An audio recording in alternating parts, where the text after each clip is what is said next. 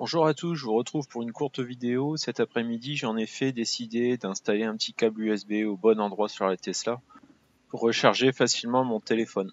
Au niveau de la console centrale, on a un petit socle avec du caoutchouc qui permet au téléphone de ne pas glisser et de bien adhérer.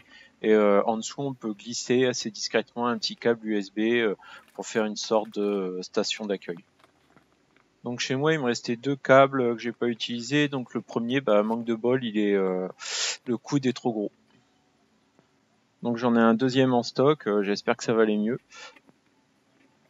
Pour celui-ci, c'est presque ça, mais il y a encore un petite épaisseur en trop au niveau du coude. Il faut vraiment qu'il soit fin finalement le câble. Il faut le coude et l'épaisseur du câble, c'est tout. S'il y a un petit renfort en plastique, ça gêne.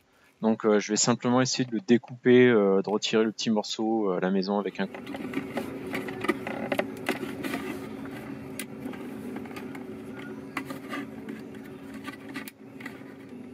C'est bon, j'y suis arrivé facilement, le caoutchouc était tendre. J'ai plus qu'à remettre le câble, à le passer dans le guide et à le brancher au port USB à l'intérieur de la console centrale.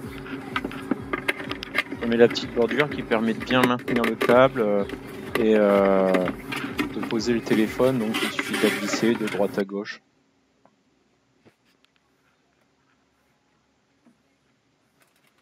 Donc même à une seule main, j'y arrive.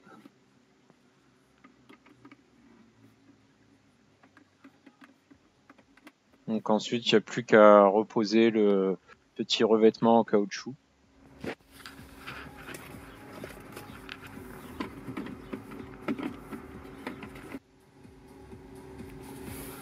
Et on passe au test. Impeccable, le téléphone il se pose directement au bon endroit et il se met en charge. D'ailleurs, il était temps que je le mette en charge.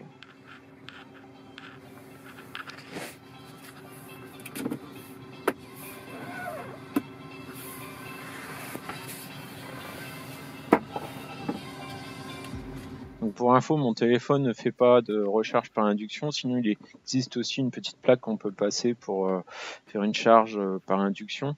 Chez Tesla, ça coûte quand même 140 € pour la recharge à induction.